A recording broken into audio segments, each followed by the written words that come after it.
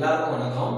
இன்னைக்கு நம்ம இந்த இன்டர்வியூ ப்ரிப்பரேஷன் வீடியோல ரொம்ப இம்பார்ட்டண்ட்டான, அதாவது பேங்க் சம்மந்தப்பட்ட இம்பார்ட்டண்ட்டான டாபிக்லாம் பார்க்கலாம். ஓகேங்களா?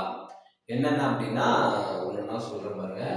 வங்கினா என்னன்னு பார்க்க போகிறோம். கூட்டுறவுனா என்ன, இதெல்லாம் பேசிக். ஓகேங்களா? அதுக்கப்புறம் repo rate, bank rate, reverse repo rate, CRR, SLR, CBS, deposits, para banking, அதுக்கப்புறம் பணவீக்கம், பணவாட்டம், ஏன் கூட்டுறவு. ஓகேங்களா? இந்த டாபிக்லாம் இன்னைக்கு டிஸ்கஸ் பண்ணலாம். ஆர்பிஐயும் நபார்டும் தனித்தனி டாபிக்காக பார்க்கலாம். ஓகேங்களா? இப்போ வங்கினா என்ன, நம்ம ஒரு பேங்க் எக்ஸாம் தான் எழுதுறோம். ஓகேங்களா? வங்கினா என்ன அப்படின்னு கேட்பாங்க இன்டர்வியூவில். நேற்று வீடியோவில் பார்த்தோம். ஓகேங்களா? போய் அங்கே உட்காந்துட்டு அவங்களுக்கு வணக்கம் சொல்லிட்டு நம்ம உட்காந்த வரையும் பார்த்தோம். இப்போ நீங்கள் போய் உட்காந்தோடனே ஒன்று கூட்டுறவுனா என்ன, அப்படி இல்லைன்னா வங்கினா என்ன. ஒன்று கூட்டுறவுனா என்ன, அப்படி இல்லைன்னா வங்கினா என்ன அப்படின்னு கேட்பாங்க. அதுக்கு நம்ம டெஃபினேஷன் சொல்ல தெரியணும். ஓகேங்களா? வங்கினா என்ன, கூட்டுறவுனா என்ன. ஓகேங்களா? வங்கினா வாடிக்கையாளர்களிடமிருந்து குறைந்த வட்டியில் வைப்பீடுகளை பெற்று தேவைப்படும் வாடிக்கையாளர்களுக்கு அதிக வட்டிக்கு கடன் தருவது. ஓகேங்களா? அப்போ பேங்கோட தொழில் என்னது? வைப்பீடுகளை திரட்டி கடன் வழங்குவது. ஓகேங்களா? வைப்பீடுகளை திரட்டி கடன் வழங்குவது. நம்ம அப்படியே கொலோக்கியலா சொல்ல முடியாது. பேங்க்னா நம்ம அக்கௌண்ட் ஓப்பன் பண்ணுவோம் சார், காசு போடுவோம் சார், நம்மளுக்கு கடன் கொடுப்பாங்க சார், அப்படி சொல்லக்கூடாது. அது ஒரு சென்டென்ஸா நம்ம சொல்லணும். ஓகேங்களா? அடுத்தது கூட்டுறவுனா என்ன அப்படின்னு கேட்பாங்க. கூட்டுறவுனா என்ன அப்படின்னு கேட்பாங்க. போய் உட்காந்தோடனே ஒன்று வங்கினா என்ன அப்படின்னு கேட்பாங்க, அப்படின்னா கூட்டுறவுனா என்ன அப்படின்னு கேட்பாங்க.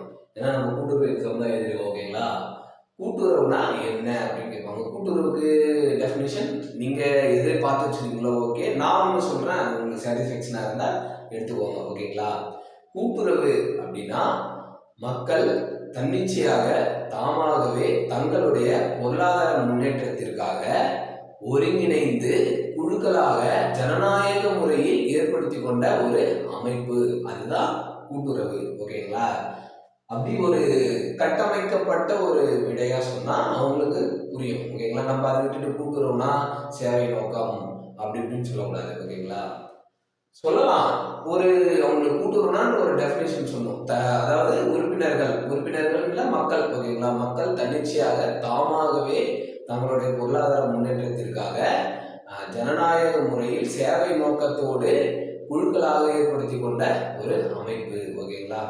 அதான் கூட்டுறவு. இது என்னோட பார்வையில நான் சொல்றது. உங்களுக்கு எது கன்வீனியன்ட்டா இருக்கோ அதை நீங்க சொல்லிக்கலாம். சில பேர் இங்கிலீஷ்ல தான் பேசணுமா, தமிழ்ல தான் பேசணுமா, எங்களுக்கு தெரியல அப்படின்றாங்க. முழுக்க முழுக்க நீங்க தமிழ்ல தான் பேசணும். ஓகேங்களா? இங்கிலீஷ்லலாம் நீங்க பேசிடாதீங்க. அவங்களும் தமிழ்ல தான் பேசுவாங்க, நீங்களும் தமிழ்ல தான் பேசணும். ஓகேங்களா? சப்போஸ் நீங்க இங்கிலீஷ்ல பேசினா கூட அவங்களே சொல்றதுக்கு வாய்ப்பு இருக்கு, நீங்க தமிழ்லே பேசுங்க அப்படின்ட்டு. ஓகேங்களா? ஏன்னா இரிட்டேட் பண்ற மாதிரி ஆகிடக்கூடாது, தமிழ்ல தான் பேசணும். ஓகேங்களா? நம்மளோட குரூப் 1 இன்டர்வியூ, குரூப் 2 இன்டர்வியூ கூடமே தமிழ்ல தான் பேசுவாங்க. நிறைய மார்க் இன்டர்வியூலாம் யூடியூப்ல போட்டு பாருங்க. ஓகேங்களா? தமிழ்ல தான் பேசுவாங்க. ஓகேங்களா? அதெல்லாம் பிரச்சனை கிடையாது. நம்மளோட கண்டென்ட்டை அவங்களுக்கு தெளிவுபடுத்தணும். ஓகேங்களா? சில பேர் ஃபுல் அண்ட் ஃபுல் டூயே தமிழ்லேயே பேசணுமா, இல்லை இங்கிலீஷ் வார்த்தை ஒன்று சேர்க்கலாமா, சேர்க்கலாம். இப்போ ஒரு ஃப்ரெண்டு உங்ககிட்ட ஒரு டவுட் கேட்குறாங்கன்னா நீங்கள் சொல்ல மாட்டீங்களா? தமிழ் இருக்கும், இங்கிலீஷ் இருக்கும், சேர்ந்து நம்ம சொல்லுவோம்ல, அதுதான் அந்த மாதிரி நம்ம பதில் சொல்லிக்கலாம். ஓகேங்களா? ஃபுல் அண்ட் ஃபுல் தூய தமிழ்லேயே நம்ம சொல்லவும் முடியாது. ஓகேங்களா? அதுக்கப்புறமேட்டு ஃபுல் அண்ட் ஃபுல் இங்கிலீஷில் சொல்லவே கூடாது. அப்போது பதிலை எப்படி சொல்கிறோன்றது முக்கியம். அப்போது வங்கினா என்ன, கூட்டுறவுனா என்ன, உங்களுக்கு டெஃபினிஷன் தெரிஞ்சுக்கணும். அடுத்தது ரெப்போ ரேட். ஒரு பேங்க்னு வந்தாவே repo rate, reverse repo rate, bank rate, இது 3 தெரிஞ்சுக்கணும். நீங்கள் mostly repo rate, reverse repo rate படிச்சிருப்பீங்க, பேங்க் ரேட் அதிகமாக படிச்சிருக்க வாய்ப்பு இல்லை. நானுமே இன்டர்வியூக்கு முன்னாடி தான் பார்த்துருக்கேன். ஓகேங்களா? அப்போது ரெப்போ ரேட் அப்படின்னா, இப்போ ஆர்பிஐ மற்ற வங்கிக்கு கடன் கொடுக்குதுல்ல. ஓகேங்களா? ஆர்பிஐ மற்ற வங்கிக்கு கடன் கொடுக்கும்போது அந்த கடனுக்காக போடுற வட்டி விகிதம் தான் ரெப்போ ரேட். ஓகேங்களா? அந்த கடனுக்காக போடுற வட்டி விகிதம் அதுதான் repo rate. Reverse repo rate அப்படின்னா மற்ற வணிக வங்கிகள்லாம் இருக்குல்ல, அதெல்லாம் ஆர்பிஐல வைப்பீடுகளாக வைக்கும். ஓகேங்களா? ஆர்பிஐல கடன் கொடுக்குன்னு சொல்லுவாங்க சில பேர் வைப்பீடுகளாக வைப்பாங்க. ஓகேங்களா? அப்போ மற்ற வங்கிகள் ஆர்பிஐல காசு போட்டு வச்சிருந்தா அந்த காசுக்கு ஆர்பிஐ ஒரு வட்டி போட்டு கொடுக்கும், அதுதான் ரிவர்ஸ் ரெப்போ ரேட். புரிஞ்சுச்சா? Repo rate, reverse repo rate. ஓகேங்களா, இது எல்லாமே கரெக்டான எக்ஸாக்ட் பர்சன்டேஜ் எவ்வளோ, இன்ட்ரெஸ்ட் பர்சன்டேஜ் எவ்வளோன்றத நீங்கள் நெட்டில் பார்த்து எழுதி வச்சுக்கோங்க. அடுத்தது பேங்க் ரேட். பேங்க் ரேட்னா ரெப்போ ரேட் மாதிரி தான், ஆர்பிஐ தான் மற்ற வங்கிக்கு கடன் தரும். இங்கேயும் ஆர்பிஐ தான் மற்ற வங்கிக்கு கடன் தரும். ஆர்பிஐ டு மற்ற வங்கி பேங்க். ஓகேங்களா, இங்கேயும் ஆர்பிஐ டு மற்ற வங்கி.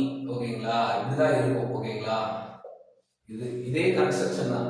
இங்கேயும் ஆர்பிஐ தான் மற்ற வங்கிக்கு கடன் கொடுக்கும், இங்கேயும் ஆர்பிஐ தான் மற்ற வங்கிக்கு கடன் கொடுக்கும். ஓகேங்களா, இது வந்து ஷார்ட் டேர்ம்ல கொடுக்கும். ஓகேங்களா, ஷார்ட் டேர்ம் குறுகிய காலத்துக்கு கொடுக்கக்கூடியது ரெப்போ ரேட். பேங்க் ரேட் வந்து நீண்ட காலத்துக்கு கொடுக்கக்கூடியது லாங் டேர்ம் சொல்லுவாங்க. ஓகேங்களா, பேங்க் ரேட்டை வந்து லாங் டேர்ம் சொல்லுவாங்க.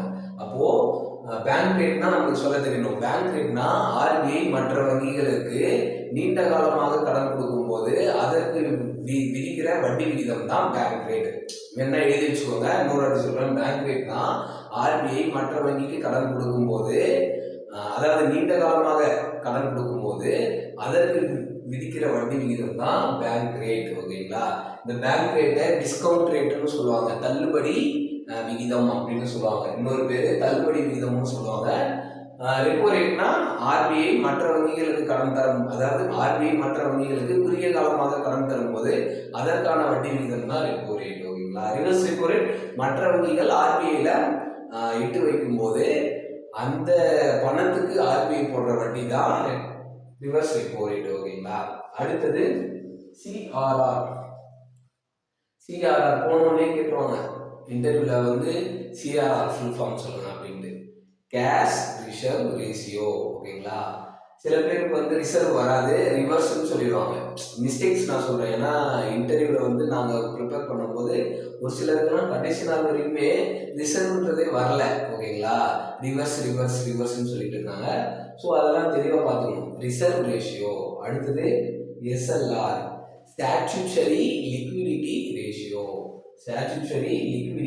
ரேஷியோ. ஓகேங்களா, அப்போ சிஆர்ஆர்னா என்ன, எஸ்எல்ஆர்னா என்ன நம்ம தெரிஞ்சுக்கணும். சிஆர்ஆர் எஸ்எல்ஆர் அப்படின்னா ஆர்பிஐ குறிப்பிட்ட அளவுக்கு, ஆர்பிஐ விதிக்கிற குறிப்பிட்ட அளவுக்கு ஒரு தொகையை ஆர்பிஐல ரிசர்வ் பண்ணி வச்சிருக்கிறது தான் கேஷ் ரிசர்வ் ரேஷியோ. ஓகேங்களா, கேஷ் ரிசர்வ் ரேஷியோனா ஆர்பிஐ குறிப்பிட்ட ஒரு அமௌண்ட்டை ஆர்பிஐலேயே ரிசர்வ் அமௌண்ட்டாக வச்சிருக்கிறது, இருப்பு விகிதமாக வச்சிருக்கிறது தான் இந்த சிஆர்ஆர். எஸ்எல்ஆர்ன்றது வந்து சட்டப்பூர்வ நீர்ம ஆதாரம்னு சொல்லுவாங்க. ஓகேங்களா, ஆர்பிஐ குறிப்பிட்ட அமௌண்ட்டை அந்த வங்கி அதே வங்கியிலையோ இல்லை வேற வங்கியிலையோ இல்லை அரசு பத்திரத்திலையோ ஒரு வேல்யூபான அசட்லையோ முதலீடு பண்ணி இன்வெஸ்ட் பண்ணி வச்சிச்சுன்னா அது பேர் எஸ்எல்ஆர். ஓகேங்களா, ஸ்டாட்யூட்டரி லிக்விடிட்டி ரேஷியோ. அது பணமாகவும் இருக்கலாம், தங்கமாகவும் இருக்கலாம், எது வேணா இருக்கலாம், ஆனால் ஈஸியாக மாற்றக்கூடியதாக இருக்கணும். ஓகேங்களா, அதான் எஸ்எல்ஆர். அடுத்தது சிபிஎஸ், இது ரொம்ப முக்கியம். ஓகேங்களா, சிபிஎஸ் கோர் பேங்கிங் சொல்யூஷன். ஓகேங்களா, கோர் பேங்கிங் சொல்யூஷன். இப்போ இந்த கோர் பேங்கிங் சொல்யூஷன்னா எப்படி சொல்றதுன்னா, இந்த டிஜிட்டலைஸ் வந்துடுச்சுல. இப்போ கோர் சிபிஎஸ்னா என்னன்னு சொல்லுங்கன்னு கேட்டுருவாங்க. இப்போ சிபிஎஸ்னா கோர் பேங்கிங் சொல்யூஷன் சார் அப்படின்னா என்னன்னு கேட்டாங்கன்னா, ஒரு வங்கியோட அனைத்து கிளைகளையும் ஒரே நெட்வொர்க்ல இணைக்கிறது. இதுதான் டெஃபினிஷன். ஒரு வங்கியின் அனைத்து கிளைகளையும் ஒரே நெட்வொர்க்ல இணைக்கிறது. இப்போ உங்களுக்கு அர்த்தம் புரிஞ்சுட்டு இருக்கும்னு நினைக்கிறேன். இப்போ எனக்கு திருவண்ணாமலை எஸ்பிஐ பேங்க்ல திருவண்ணாமலையில அக்கௌண்ட் இருக்கு. ஓகேங்களா, எஸ்பிஐ பேங்க்ல திருவண்ணாமலையில அக்கௌண்ட் இருக்கு. ஆனா நான் வந்து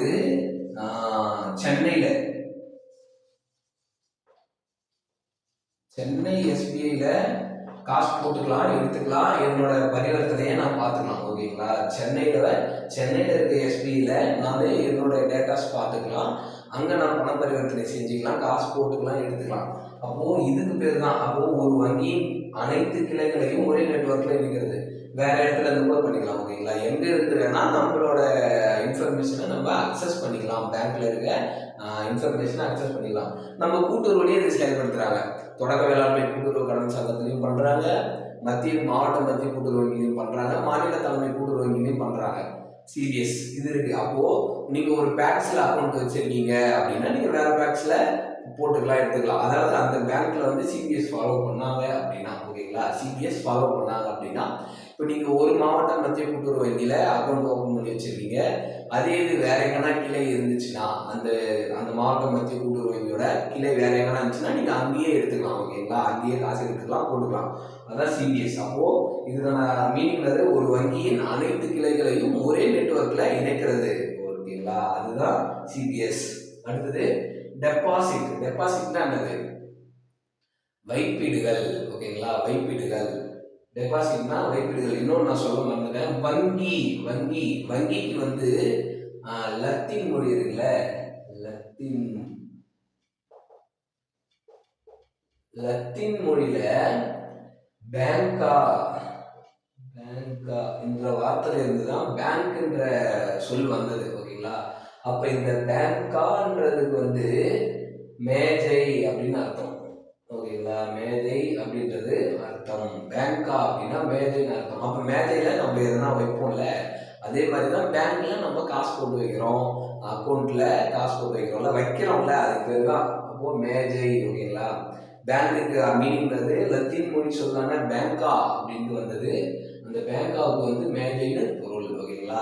அப்போ இந்த மேஜையில நம்ம எது வேணா வச்சுக்கலாம், நம்மளோட திங்ஸ், நம்மளோட வேல்யூபிள் திங்ஸ் எது வேணா வச்சுக்கலாம். அப்போ பேங்க்லயும் நம்ம காசு போட்டு வைக்கிறோம், ஓகேங்களா. பணம் லாக்கர்ல போயிட்டு வேல்யூபிள் திங்ஸ்லாம் வைக்கிறோம், ஓகேங்களா. அப்புறம் இன்னொரு இம்பார்ட்டன்டான கொஸ்டின், லாக்கர் பாதுகாப்பு பெட்டக வசதி அப்படின்னு நீங்க கேள்விப்பட்டிருப்பீங்க. அந்த பாதுகாப்பு பெட்டக வசதியில பணம் நம்ம வைக்கலாமா வைக்கக்கூடாதா, ஓகேங்களா. பணம் நம்ம வைக்கலாமா வைக்கக்கூடாதா? பணம் வந்து ஆர்பிஐ ரூல்ஸ் படி நம்ம லாக்கர்ல பணம் வைக்கக்கூடாது. ஆனா சில பேர் வந்து நான் வைப்பேன், நான் என்ன வைக்கிறேன்றது கூட பேங்க்ல இருக்கிறவங்க கேட்கக்கூடாது அப்படின்னு சொல்லுவாங்க, ஓகேங்களா. ஆர்பிஐல நம்ம சொல்லலாம், நான் என்ன வைக்கிறேன்றது கூட அந்த பேங்க்குக்கு தெரியக்கூடாது அப்படின்னு சொல்லுவாங்க, ஓகேங்களா. அவங்க வந்து கேட்கணுன்ற ரைட்ஸே இல்லைன்னு சொல்லுவாங்க, ஓகேங்களா. ஆனால் சட்டப்படி அதை நம்ம வைக்கக்கூடாது, ஓகேங்களா. சட்டப்படி நம்ம இது எப்படின்னா, லைசன்ஸ் இல்லாமல் வண்டி ஓட்டக்கூடாதுன்றாங்க, ஆனால் லைசன்ஸ் இல்லாதவங்க எல்லாம் வண்டி ஓட்டாமையா இருக்காங்க, அந்த மாதிரி தான், ஓகேங்களா. அப்போ லாக்கர்ல பணத்தை வைக்கக்கூடாது, ஓகேங்களா.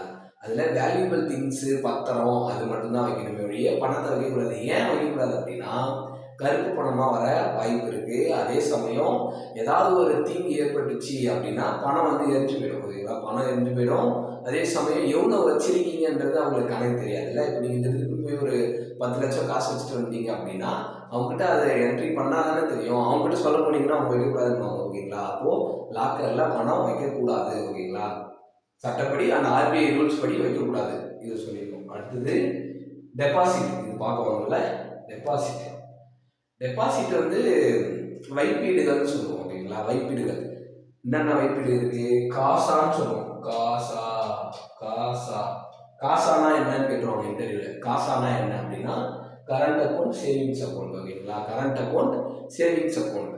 அப்போ என்னென்ன மாதிரி வைப்பீடுகள்லாம் இருக்கு, ஓகேங்களா. Current account, savings account, RD, recurring deposit, அதுக்கப்புறமேட்டுக்கா எஃப்டி, ஓகேங்களா. எஃப்டி, ஆர்டினா ரெக்கரிங் டெபாசிட், எஃப்டினா ஃபிக்ஸ்டு டெபாசிட். இதை பற்றிலாம் பார்த்துட்டு போயிடுவோம், ஓகேங்களா. கரண்ட் அக்கௌண்ட் தான் தெரியும், நடப்பு கணக்கு. சேவிங்ஸ் அக்கௌண்ட்னா சேமிப்பு கணக்கு, ஓகேங்களா. ஆர்டினா ரெக்கரிங் டெபாசிட், எஃப்டினா ஃபிக்ஸ்டு டெபாசிட். இதெல்லாம் பார்த்துட்டு போகணும். அடுத்தது பேரா பேங்கிங் அப்படின்னு கேட்பாங்க. பேரா பேங்கிங் அப்படின்னு சொல்லுவாங்க. இது இப்படி கேட்கறதுக்கும் வாய்ப்பு இருக்கு, ஓகேங்களா. நான் எக்ஸ்பிளனேஷன் சொன்னதுக்கப்புறம் சொல்றேன். பேரா பேங்கிங்னா என்ன அப்படின்னு தெரியுமான்னு கேட்டா சொல்லணும், ஓகேங்களா. பேரா பேங்கிங்னா எக்ஸாம்பிள் ஒன்று சொல்லணும், பார்த்தீங்களா. வங்கி தொழிலை செய்யும், வங்கி என்னென்ன தொழில் செய்தோ அது எல்லாமே செய்யும், ஆனால் வங்கி கிடையாது. இப்போ நல்லா யோசிச்சு பாருங்க, ஏதாவது உங்களுக்கு மைண்ட் வருதான்ட்டு. நீங்கள் இந்த முத்தூட் ஃபைனான்ஸ், ஸ்ரீராம் ஃபைனான்ஸ்லாம் கேள்விப்பட்டிருப்பீங்க, ஓகேங்களா. அவங்களும் அதாவது நிறைய விதத்தில் பார்க்கும்போது ஒரு பேங்க் மாதிரி தான் நம்மளுக்கு வெளியிலேருந்து தெரியும், ஆனால் அது பேங்க் கிடையாது. பேங்க் கிடையாது, ஆனால் பேங்க் செய்கிற தொழிலை செய்கிறாங்கல்ல, அதனால அது பேர் பேரா பேங்கிங். எக்ஸாம்பிளுக்கு ஸ்ரீராம் ஃபைனான்ஸ், முத்து ஃபைனான்ஸ் சொல்லணும். பேரா பேங்கிங் வந்து பேங்க் கிடையாது, ஆனால் பேங்க் செய்கிற சில வேலைகளை அவங்க செய்வாங்க. எக்ஸாம்பிள் சொல்லணும் அப்படின்னா ஸ்ரீராம் ஃபைனான்ஸ், முத்து ஃபைனான்ஸ். உங்களுக்கு வேற வேற என்னென்ன ஃபைனான்ஸ் தெரியுமோ அதெல்லாமே சொல்லிக்கலாம், ஓகேங்களா. அப்போ பேரா பேங்கிங்னா இது, ஓகேங்களா. அடுத்தது கூட்டுறவுனா என்ன சொல்லிட்டல. அடுத்தது பணவீக்கம். பண வாட்டம். இது நான் வந்து கூட்டுறவு வங்கின்ற டாபிக்ல நான் எக்ஸ்பிளனேஷன் வீடியோவில் போட்டிருப்பேன். இருந்தாலும் நான் சொல்றேன், ஓகேங்களா? பண வீக்கம், பண வாட்டம் இதெல்லாம் பேங்க் பத்தி கேட்கணும்னா கேட்க வாய்ப்பு இருக்கு. பண வீக்கம், பண வீக்கம் அப்படின்னா பொருளின் மதிப்பு உயர்ந்து பணத்தின் மதிப்பு குறைவது, ஓகேங்களா? பொருளின் மதிப்பு உயர்ந்து பணத்தின் மதிப்பு குறைவது. அது என்ன பொருளின் மதிப்பு உயர்வது அப்படின்னா, இப்போ எக்ஸாம்பிளுக்கு ஒரு 4 வருஷத்துக்கு முன்னாடி, ஒரு 4-5 வருஷத்துக்கு முன்னாடி பெட்ரோலோட விலை நீங்க பாத்தீங்க அப்படின்னா 1 லிட்டருக்கு 83 ரூபா 85 ரூபா இருக்கும், ஓகேங்களா? 85 ரூபா இருக்கும். 1 லிட்டரு பெட்ரோலோட விலை 85 ரூபா இருக்கும்னு வச்சுக்கோங்களேன். இப்ப இவ்வளவு விற்குது? 103 ரூபா 102 ரூபா விற்குது, ஓகேங்களா? அப்போ அதே 1 லிட்டர் தான் இப்பயும் நம்ம வாங்குறோம். பொருளோட மதிப்பு உயர்ந்துச்சு, புரியுதா? அதே 1 லிட்டர் தான் நம்ம வாங்குறோம். அப்பயும் வாங்குறோம், இப்பயும் அதே 1 லிட்டர் தான் வாங்குறோம். ஆனா அப்ப 85 ரூபாய்க்கு வாங்குறோம், இப்ப 102 ரூபாய்க்கு வாங்குறோம். அப்போ 1 லிட்டர் பெட்ரோலை வாங்குறதுக்கு 85 ரூபா போதுமானதா இருந்தது அப்ப. இப்ப 1 லிட்டர் பெட்ரோல் வாங்குறதுக்கு 102 ரூபாய் தேவைப்படுது. பொருளோட மதிப்பு உயர்ந்துருச்சா? அளவு வந்து உயரல, பொருளோட மதிப்பு உயர்ந்துருச்சு, விலை உயர்ந்துருச்சு. ஆனா பணத்தோட மதிப்பு குறைஞ்சிருச்சுல. 85 ரூபாய்க்கு வாங்க வேண்டிய பொருள் 102 ரூபா கொடுத்து வாங்க வேண்டிய நிலைமை வந்துருச்சு. அப்போ பணத்தோட மதிப்பு குறைஞ்சிருச்சு. இதுதான் பண வீக்கம். பண வாட்டம்ன்றதுக்கு அதுக்கு அப்படியே ஆப்போசிட்ல வரும், ஓகேங்களா? பணத்தின் மதிப்பு உயர்ந்து பொருளின் மதிப்பு குறைவது தான் பண வாட்டம், ஓகேங்களா? பணத்தின் மதிப்பு உயர்ந்து பொருளின் மதிப்பு குறைவது, ஓகேங்களா? அப்போ எக்ஸாம்பிள் சொல்லணும்னா, ஒரு சீசன் அப்பெல்லாம் தக்காளியோட விலை வந்து திடுதிப்புன்னு ஒரு கிலோ வந்து ஒரு 150 ரூபா விற்கும், ஓகேங்களா? 1 கிலோ 150 ரூபா கூட விற்றுருக்குது தக்காளி. ஆனால் ஒரு சில டைம்ல வந்து தக்காளி 1 கிலோ வந்து எவ்வளோ இருக்கும்? 5 கிலோவே, ஓகேங்களா? 5 கிலோவே ஒரு 100 ரூபாய்க்கு வாங்கிடுவோம், ஓகேங்களா? 5 கிலோவே 100 ரூபாய்க்கு வாங்கிடுவோம் அந்த சீசனை பொறுத்து. அப்போ இங்க பொருளோட மதிப்பு, அதாவது பணத்தோட மதிப்பு அதிகமா இருக்கு, ஓகேங்களா? பொருளோட மதிப்பு பொருளோட மதிப்பு குறைஞ்சிச்சுல.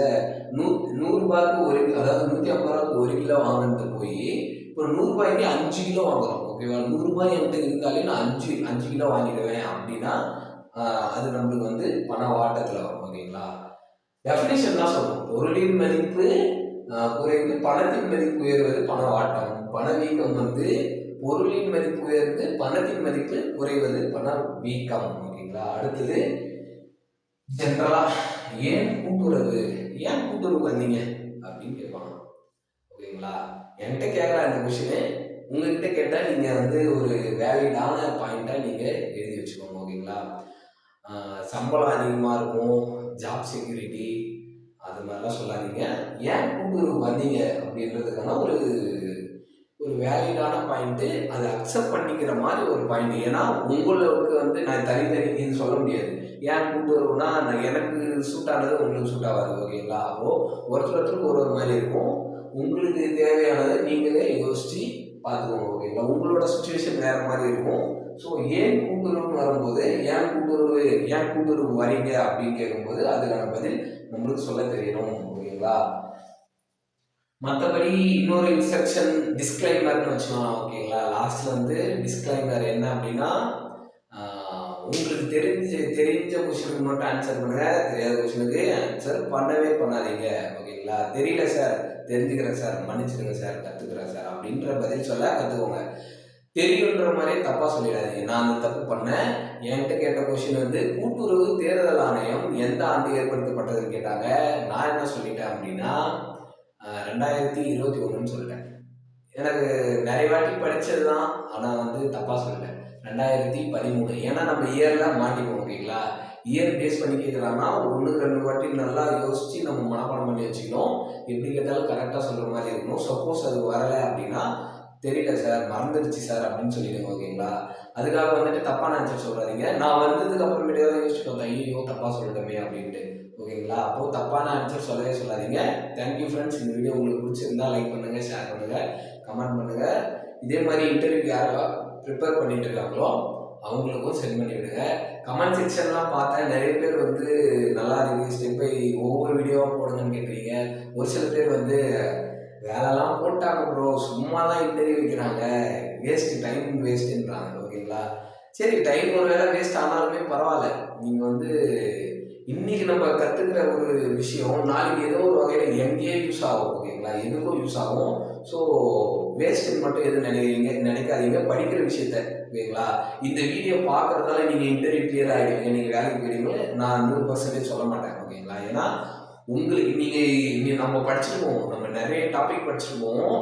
ஆனால் எந்த டாபிக் படிச்சுட்டு போனாலும் அங்கே நீங்கள் இன்டர்வியூ முடிஞ்சு வெளில வரும்போது நம்ம அவ்வளோ தூரம் படித்தோமே, நம்ம படித்ததுலேருந்து 4-5 கொஸ்டின் நான் தான் கேட்டிருக்காங்க, மற்றபடி நம்ம படித்ததுக்கும் அதுக்கு சம்மந்தமே இல்லைன்ற மாதிரி தான் அங்கே கொஷின்ஸ் ரைஸ் ஆகும். ஓகேங்களா, அதை நீங்களே ஃபீல் பண்ணுவீங்க. அப்படி நீங்கள் ஃபீல் பண்ணீங்கன்னா இந்த வீடியோ பார்க்குறப்ப கமெண்ட் பண்ணுங்கள். ஓகேங்களா, எஜுகேஷனை பொறுத்த வரைக்கும் ஒரு விஷயத்தை நீங்கள் கற்றுக்கிறீங்க அப்படின்னா தப்பு கிடையாது. ஓகேங்களா, இது எதுவுமே வெறும் இன்டர்வியூக்காக மட்டும்லாம் கிடையாது. ஓகேங்களா, நார்மலாகவே நம்மளுக்கு எக்ஸாம்ஸ்க்கு யூஸ் ஆகும், செகண்ட் செமஸ்டர் படிச்சிங்கன்னா யூஸ் ஆகும், மற்றபடி எதுக்காக இருந்தாலுமே யூஸ் ஆகும். ஓகேங்களா, படிக்கிறது எப்போவும் வேஸ்ட்டாக போகாது, ஏதோ ஒரு வகையில் யூஸ் ஆகும். ஸோ வேஸ்ட்டுன்னு நினைக்காதீங்க, நல்லா இன்டர்வியூ பண்ணுங்கள். All the best.